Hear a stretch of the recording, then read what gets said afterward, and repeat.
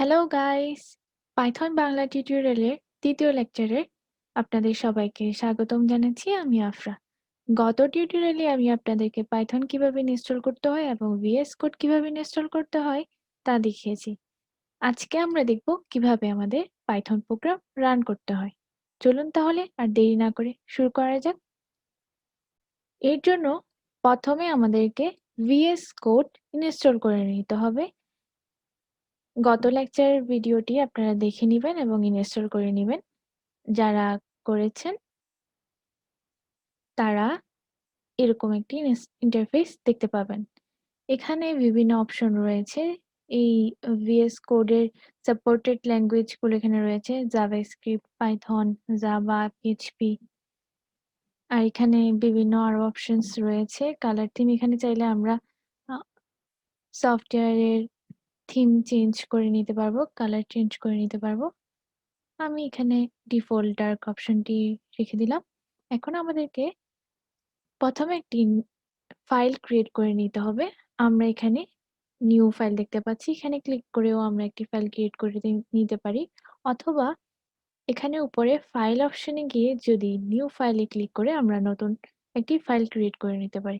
এছাড়াও আমরা shortcut use করে কন্ট্রোল এন, এই যে এখানে দেওয়া আছে কন্ট্রোল এন চেপে আমরা নিউ ফাইল ক্রিয়েট করে নিতে পারি। আমি এখান থেকে একটি ফাইল ক্রিয়েট করে নিব। এখন আমরা এখানে ফাইলটি সেভ করে নিব।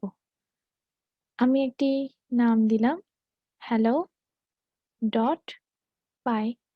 পাই এক্সটেনশনটি আমরা পাইথন প্রোগ্রাম করার জন্য ইউজ করে থাকি। পাইথন প্রোগ্রামের জন্য .py এক্সটেনশনটি ইউজ করা হয়। সো আমি সেভ করে নিব। এখন আমরা প্রথম প্রোগ্রামে দেখব কোনো একটি লেখা কিভাবে পাইথন কোডের মাধ্যমে প্রিন্ট করা হয়। এর জন্য আমি আপনাদেরকে আগেই বলেছি যে পাইথন অনেকটা ইংলিশ ল্যাঙ্গুয়েজের কাছাকাছি একটি ল্যাঙ্গুয়েজ। সো প্রিন্ট করার জন্য আমাদের যে ফাংশনটি ইউজ করতে হবে সেটি হচ্ছে প্রিন্ট। সো আমরা যেই লেখাটি প্রিন্ট করতে চাচ্ছি অর্থাৎ দেখাতে চাচ্ছি সেটি আমরা এখানে প্যারেনথেসিসের ভেতর দেখাবো। যেহেতু আমরা একটি টেক্সট প্রিন্ট করব, সো এটি একটি স্ট্রিং টাইপসের। তো আমাদেরকে এটি কোটেশনের মাধ্যমে প্রিন্ট করতে হবে। আমি আমার নামটি প্রিন্ট করতে চাচ্ছি, সো কোটেশনের ভিতর নামটি দিয়ে দিলাম। পাইথনে আমরা ডাবল কোটেশন, সিঙ্গেল কোটেশন দুটি ইউজ করে আমরা প্রিন্ট করতে পারি। তো আমি এখান থেকে রানে ক্লিক করব, রান উইথআউট। আমরা দেখতে পাচ্ছি এখানে আমাদেরকে কোনো আউটপুট আমাদেরকে শো করছে না। যদি এরকম প্রবলেম আপনারা ফেস করেন তাহলে মনে করবেন আপনাদের VS কোডে পাইথন এনভায়রনমেন্টটি সিলেক্ট করা নেই। এর জন্য আমাদেরকে এখানে মোর ক্লিক করলে আমরা এখানে বিভিন্ন অপশন দেখতে পারি।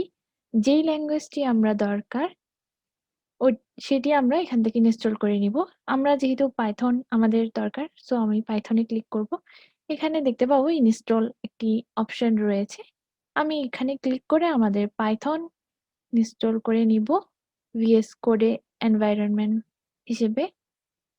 সো আমি ইনস্টল ক্লিক করার পর কিছুক্ষণ সময় নিবে। এখানে আমরা দেখতে পাচ্ছি পাইথন ইনস্টল করার পর আমাদের এখানে আনইনস্টল অপশন আছে, অর্থাৎ পাইথন ইনস্টল হয়ে গিয়েছে। সো আমরা এটি ক্লোজ করে দিব। এখন আমাদের প্রোগ্রামে এসে যাব। যেহেতু আমাদের পাইথন ইনস্টল করা হয়ে গেছে, আমি এটিকে আবার রান করে দেখব। আমরা কন্ট্রোল F5 চেপেও আমরা প্রোগ্রাম রান করতে পারি। এই যে আমাদের আউটপুটটি শো করছে, অর্থাৎ আমাদের পাইথন প্রোগ্রাম আমরা রান করতে পেরেছি সাকসেসফুলি। সো আমি যদি আরো কিছু প্রিন্ট করতে চাই সিঙ্গেল কোটেশনের মাধ্যমে, আমি যদি 1 2 3 4 কোনো নাম্বার আমি প্রিন্ট করতে চাই সেটিও প্রিন্ট করতে পারবো। সো আমি এটি রান করব। হ্যাঁ, এই যে আমাদের ২ টি আউটপুটই আমাদেরকে দেখাচ্ছে। আরেকটি কথা আমি আপনাদেরকে বলে রাখি, এখানে আমাদের কোনো প্রোগ্রাম অনেকবার রান করার পর আমাদের এখানে এরকম দেখাবে অনেকগুলো লাইন। সো আমরা এতে অনেক সময় আমাদেরকে হিজিবিজি লাগতে পারে। সো এর জন্য আমি যদি এখানে ক্লিয়ার দিই তাহলে আমাদের টার্মিনালটি আবার রিসেট হয়ে যাবে। আবার নতুনভাবে রিস্টার্ট হবে। আমরা এখানে রান করতে পারবো। আমরা যদি এখানে পাইথন রান করি তাহলে আমাদেরকে এই কমান্ড প্যালেটের মতো এখানে আমাদেরকে পাইথনের কোন ভার্সনটি ইনস্টল রয়েছে সেটি দেখাবে।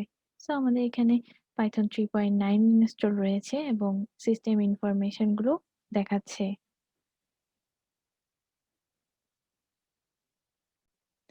সো গাইস, আজকের ভিডিও লেকচারটি এই পর্যন্ত। আমি পরবর্তী লেকচার নিয়ে শীঘ্রই আসবো। সেই পর্যন্ত লাইক, কমেন্ট, সাবস্ক্রাইব করে আমাদের সাথেই থাকবেন। Thank you.